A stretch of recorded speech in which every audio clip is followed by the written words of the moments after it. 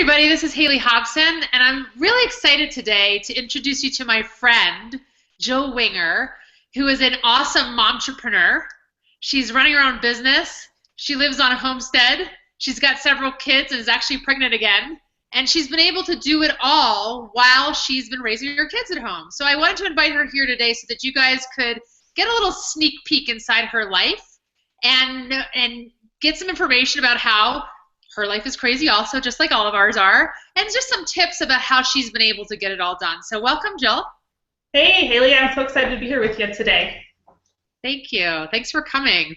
Well, I'd love for our audience here to have a little sneak peek on your life and what you guys were doing a couple years ago, why you decided to move out to your farm, what you guys do on your farm on a daily basis, how you started your own business at home, a little bit about your kids. So would you mind sharing some of that with us? Sure. So I live in Wyoming with my husband, and we have 2 kids and one on the way.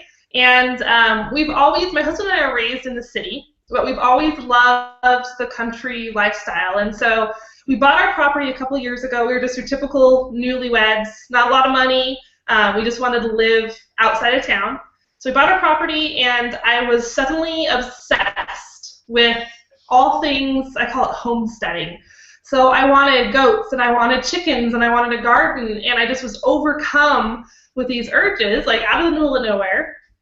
And so we started implementing those, and I found that I really enjoyed it. I was really passionate about it, and I decided to start this blog just to kind of keep track of what we were doing. And so I instantly started the blog to talk about homesteading and what we were doing with our goats and our chickens and all this crazy stuff. And the blog kind of took on a mind of its own and turned into a business for us. And so now we blog, we homestead, we have kids, and it's just we have this really full and fun life just based on this entrepreneur lifestyle. I love that. I was just doing an actual webinar that is going to go live on Thursday night, actually introduction to the summit. And I was just talking about how when we follow our purpose and we follow our passion, we can actually turn our dreams into a reality or a business. And it's so awesome to hear somebody else saying that you just found your purpose, you found what you love doing, and you made it happen and turned it into a business, even if it was accidental. Absolutely, yeah, absolutely. So tell us what your normal day is like on your farm and what your normal day is like with your business, because I feel like there's a lot of people out there who are just overcome with overwhelm of how do you raise kids and how do you find time for yourself and how do you have even time to start or manage or run a business. So can you share some of your tips and what a day in the life of Jill looks like? Sure, yeah, and people ask me that a lot, and I like to preface it with it kind of changes. Our schedule just rolls. And so not every day looks really strictly the same as the next. I found with having a life as full as we do, you've got to really be willing to be a little flexible. So I like to block my time, and I try to chunk my activities together. But then, if something happens, it happens. So usually in the mornings we get up fairly early. I do barn chores, take care of the kids, get them fed, get them dressed. And the mornings are generally my outside homestead time. So we'll clean the barn out, maybe we'll work in the garden, we'll do some food prep, stuff along those lines. Then we come in, eat lunch. I put the kids down for a nap because they're still young enough for nap time, which is awesome. And then the afternoons are my office hours. And so people know, like friends know, do not bother me. I'm not going to go to lunch with you. I'm not going to go hang out with you during nap time. How long is nap time? I mean, how long do you have to actually get things done? Usually about 2.5 hours. So is that the only amount that you work a week? A day, 2.5 hours? Or do you find other times to work around your kids' schedules? I do. I find other times as well. Actually, for about a year now, we've had a babysitter. And that has been a game changer for my business, big time. And so she comes 2 mornings a week, 8 to noon, and then I do my really big, intensive work periods in those mornings, and then the rest of my work usually happens in the afternoons. And then sometimes I squeeze it in when the kids go to bed after supper as well. Kind of depends on the projects I'm working on. Yeah, that's great. So it must be tough. I mean, I know with myself, I've got my kids in school, so they're a little bit older than yours, but the day is short. They go to school at 8, And by the time I get back from workout or something like that, it's 10 or 10:30, and then you got to turn it around at 3 o'clock. They get picked up again, so it's not a ton of time. I mean, some days my work days in the middle of the day is like 3 hours, like yours, and sometimes it's 5 hours. That's what I call my chunk time. But I feel like I struggle myself a lot with, wanting to do more for my business and not really feel like it's actually like I just can't, because I've got the kids and I've got responsibilities, and I don't, like yesterday I was on a phone call with somebody, non-business related, but I just got a phone call from somebody where my daughter takes her singing lessons, and we were talking about a credit card discrepancy, and I was like, gosh, I just don't have time for this kind of call right now. I was taking her to a swimming lesson, and it was going on and on and on and on and on with him, and I just finally said to him, you know what, I just can't talk right now. Like, she's needing me, she's like arguing with me, she's screaming at me, she doesn't want to get in her swimsuit, she doesn't want to get in the pool. Like, my day kind of has to stop at 3 o'clock, and sure, I can do a webinar at night, and sure, I can take a call and do a call with my team late at night, or I can text and get on Facebook and stuff like that. But there's always this like constant struggle with, like, how do I get done what I really want to get done and what I feel needs to get done, and how do you draw those boundaries? So how can you speak to that? I can totally relate, because sometimes, like, when I'll be working in the middle of a project, I think you can relate. We have the same type of mindset. We get so zoned in, like we are completely immersed in this project, and then I hear my 2-year-old crying upstairs, and he's awake, and I know the rest of my work time is gone, and it's just like, oh, it's hard. So there is definitely that. We're trying to be moms, we're trying to be successful businesswomen, so there is that balance and that push and pull. For me, I found, well, first off, like I said, the biggest thing for me was hiring help. Really, that babysitter, I fought that for so long because I'm so independent. And when I got that and I knew that she would be taking care of all the kid responsibilities and I could completely focus on projects, that put my mind at ease so much for the weeks. It took a lot of pressure off. And then I just weed out a lot of the unnecessary things. So what I see a lot of my friends doing with play dates and different activities, we do a little bit of that, but we don't do a lot. So we've really had to get specific and intentional with what we do on a weekly basis and what we don't. And there's a little bit of sacrifice involved, but we feel like that's worth it at this point.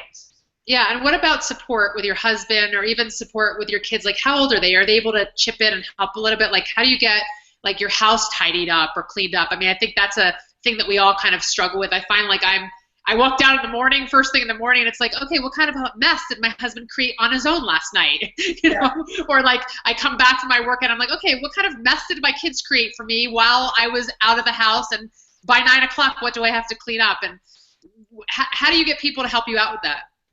I bribe, a lot of bribing, but well, they're 4 and 2, so they're small, but they can still help. And so we're kind of in the process of getting a system. They can only do so much, but so some chore systems. My husband, when he was the full-time breadwinner and I was just being a stay-at-home mom and nothing else, I happily took all the responsibilities on, but we've really kind of learned to shift a little bit because the roles have changed. And so he's a lot more willing to come home and we'll all clean up the house after supper, or we'll all do a project instead of just mom doing it. So that's kind of been a little bit of a transition, but we try to all pitch in a little bit more than I think used to happen.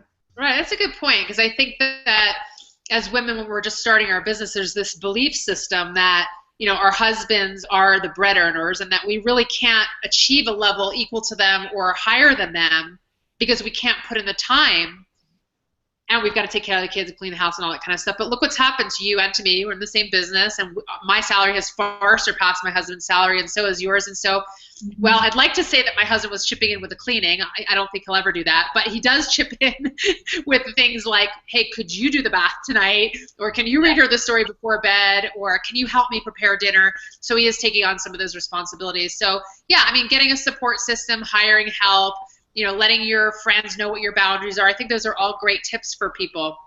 And is there anything else that you want to share for people as far as, I know that for me, I just went after my belief system, my passion, I made it happen. Obviously you did. You kind of did it accidentally, it sounds like. Yes, but I know that you turned a blog into a revenue stream. And what kind of advice can you give to people about that? My biggest piece of advice would just be you cannot quit. You cannot quit. If you want to do it, you have to be willing to commit at least, I'd say, a couple of years before it really takes off. And the biggest mistake I see is people will start blogs. Sometimes they're beginner blogs. Sometimes they're really nice blogs. And they think they're going to see big results in 6 months or less. That doesn't happen very often. You got to pick away at it. And one of my favorite books is The Slight Edge by Jeff Olson. And it's just that concept, a little bit every single day, whether you want to or not. And that's really what that's what happened with the blog for me. I just stuck with it. And then the magic started to happen, and it snowballed. And when it got exciting. But you cannot quit. Cannot quit.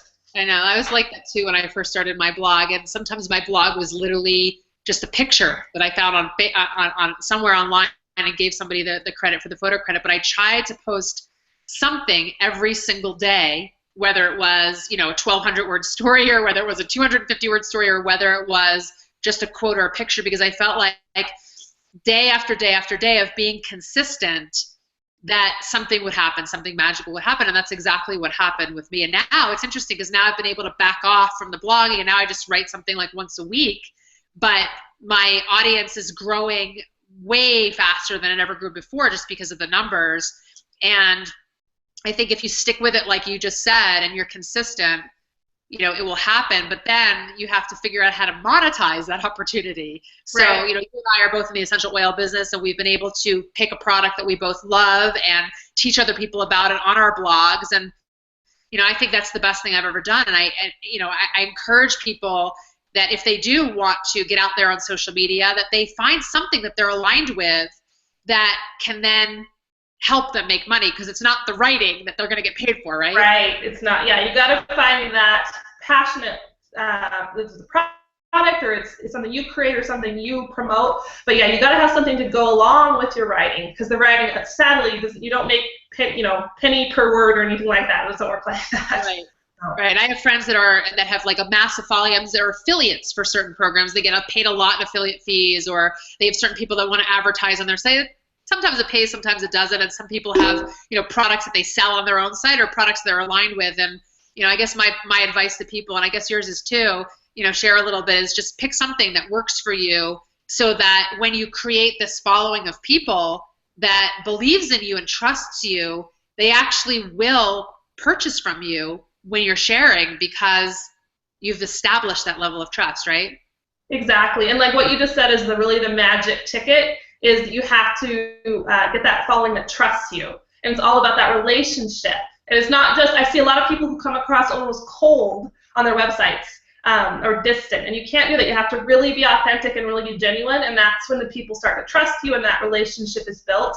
And that's when everything good starts to happen. Yeah, and speaking of trust, how much time do you spend answering comments on your Facebook page, or answering comments on your blog, or posting things daily? Do you spend a lot of time doing that and still connecting very heavily with your audience?